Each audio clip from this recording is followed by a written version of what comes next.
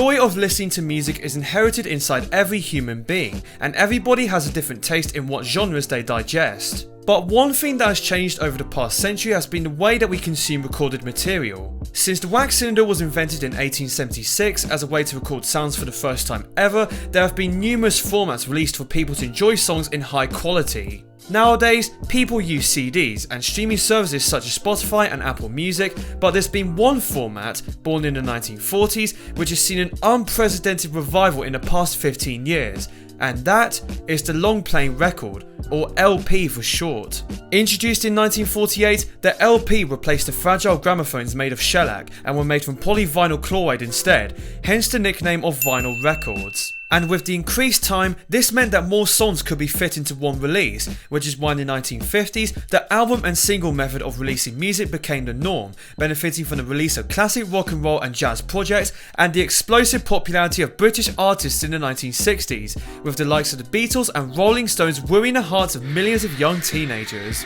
The vinyl reigned supreme, even with competition from reel-to-reel tapes, 8-track and obscure formats like the play tape and El cassette. The first major alternative came from the compact cassette, introduced by Philips in 1963, but later saw improved quality and a range of desirable portable players, which meant that people could take their music anywhere by sporting a portable boombox or Walkman.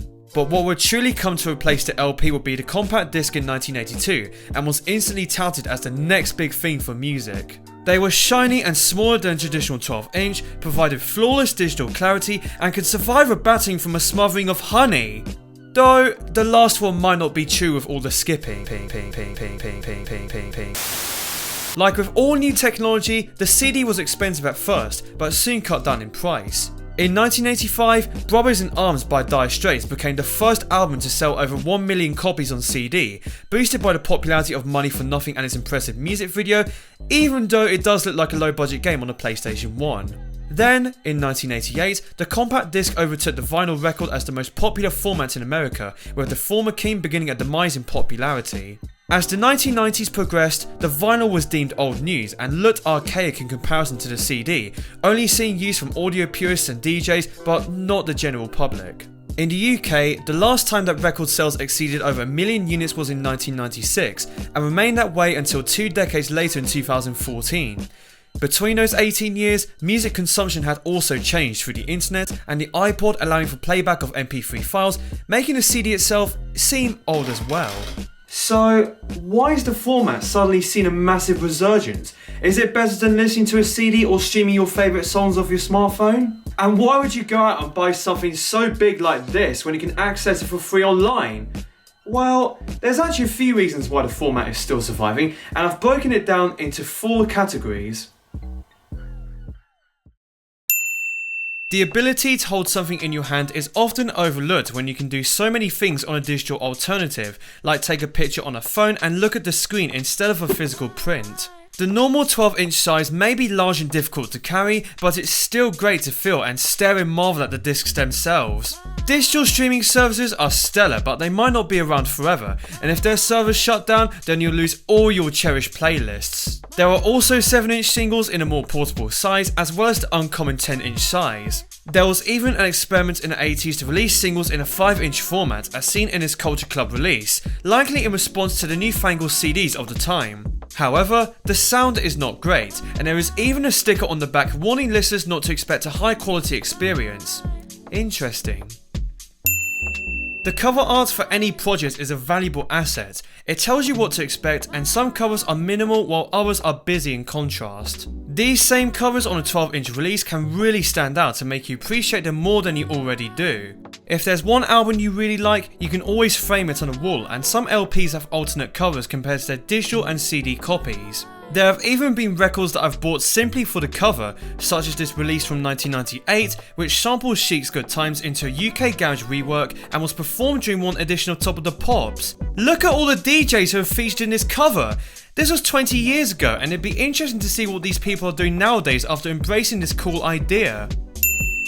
While the covers are pretty, the physical contents are also special.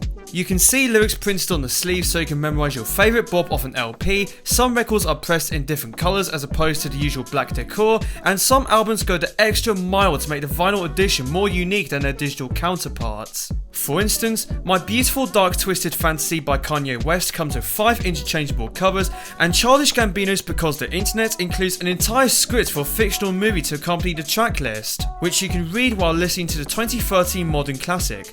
Oh, and seeing him at the O2 was a mind-blowing experience. The 7-inch singles are also treats because of the individual covers given for each tune, and there are some distinct sleeves that tell you which record label is represented.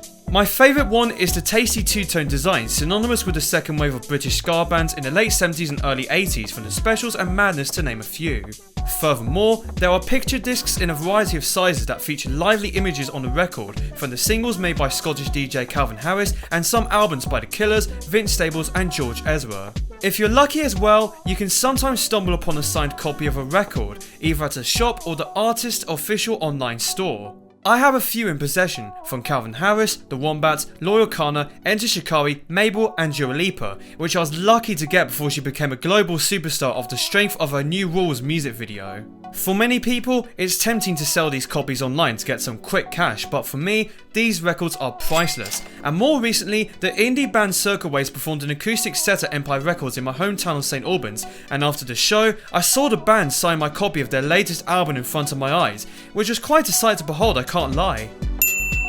Finally, the most important aspect of these records is their sound quality. Is it any good?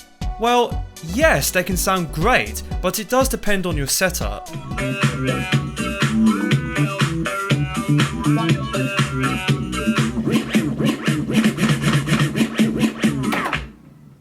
The cheapest record players you can buy are the Crosley Cruisers, and while their briefcase design is cute, their built-in speakers and quality is woefully bad and sound like they're coming out of a tin speaker for crying out loud. It pays off to invest in a decent player, whether second-hand or new. When I first started listening to vinyl in Christmas 2015, my first player was a 3-in-1 player from Class Olson for vinyls, CDs and cassettes, but for my 18th birthday in November 2016, I upgraded to an Audio-Technica LP 120, and it's been mine ever since. And I was lucky to inherit the hi-fi speakers that my big brother used to use. The LP 120's design pays homage to the iconic Technics 1200s adored by DJs and has some really cool features. You can play at 33, 45 and 78 RPM, with the latter being essential for the old gramophone records. The speeds can be adjusted up to 20% faster or slower, and you can also play your music in reverse. This might sound stupid, but you can find cryptic messages or interesting melodies in a reversed order.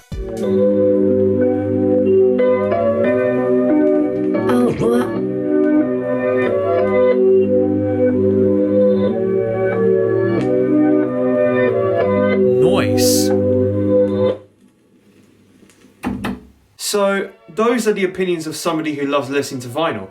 But what about somebody who works at a record shop where their inventory consists of more records than I'll ever own? I spoke to Eddie from Empire Records to ask about his take on the recent upsurge of music on vinyl.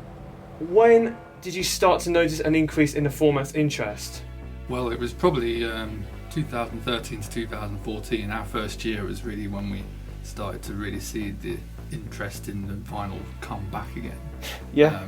Yeah, it was definitely there a bit when we first opened, but more kind of special.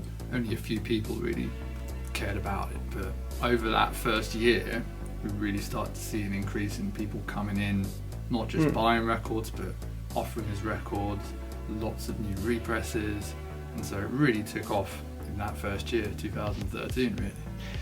Oh wow, interesting. Why do you think people like listening to vinyl so much? I think there's a very romantic side to vinyl. I think you'll probably agree.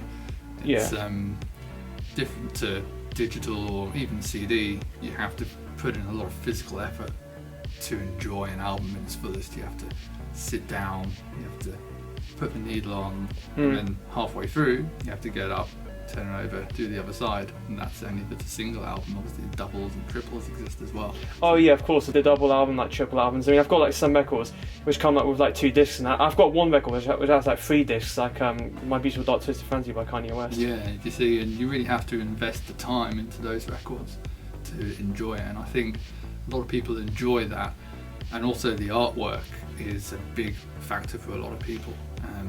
Seeing it the size it is, 12 inch by 12 inch, compared to tiny on a CD or just on a little screen, if you're looking at it digitally, it's just nothing compared to sitting down with this huge good piece of artwork with sleeve notes to read and actually taking in the music you're listening to, as opposed to just putting a playlist on shuffle. I think that's why people enjoy it so much.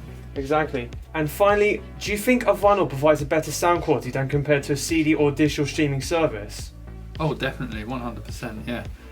For starters, it's mastered differently, so straight away the sound is going to be different from if you listen to a CD and certainly a digital. If you've got a decent piece of kit to play it on, then vinyl can sound vastly different, yes. A lot of it does depend on how good quality the pressing is, but I think the key factors are if you've got good hi-fi, if you've got good quality pressing, then you're going to find that listening to a vinyl is 10, 50, 100 times better than listening to a digital counterpart. Thanks, Eddie. Speaking to Eddie led to a fascinating discourse about the vinyl record, and the shop that he works at is one of the many independent retailers that specialise in a format. But it's not just these places and charity shops where you can find these items. Major chains like HMV have floors dedicated to modern releases, and every April the Record Shop Day takes place in the indie shops to celebrate the love.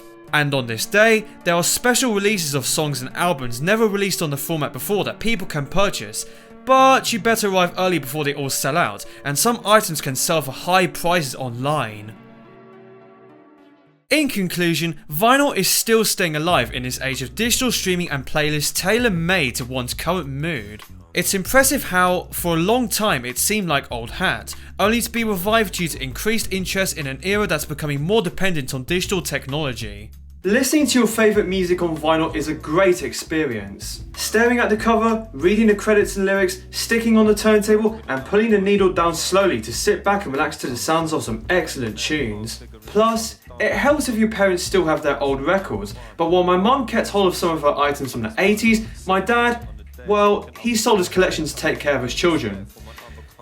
Sometimes you'll have to sell anything to get some much needed money. There's nothing wrong with using streaming services. I primarily use Apple Music, with one playlist boasting almost 4,000 songs, and I use it all the time, whether working on my laptop or travelling out and about on my iPhone. It's popular because of its convenience, especially considering that with a monthly subscription of say £10, you have access to millions upon millions of music spanning decades, genres and artists famous or unknown. This is an incredible time we live in with all this impressive technology.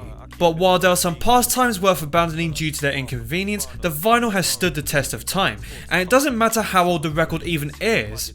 This Nat King Cole release from 1961 is almost 60 years old and works absolutely fine on my turntable. You can't really say the same thing for a smartphone that becomes outdated quickly, with planned obsolescence sounding like a convincing theory. Trust me, this iPhone 6s will end up in the same position as the Sony Ericssons my brothers used to own right now in 10 years time. Relegated to the drawers of a lonely desk. Woof. But hang on a second, that headphone jack however is still precious. I have enough devices to charge already, so why do I need a pair of wireless headphones to charge when the wired one works absolutely okay? What kind of insane nonsense is that? So there you go, a small documentary about a great way of listening to music. I had lots of fun making this video, even though it is a project for my university course, and hopefully you've learned something new from watching this video. If you enjoyed it, go give it a like and subscribe to my channel for more content from your boy. Until next time, I'll see you all later. Cheerio!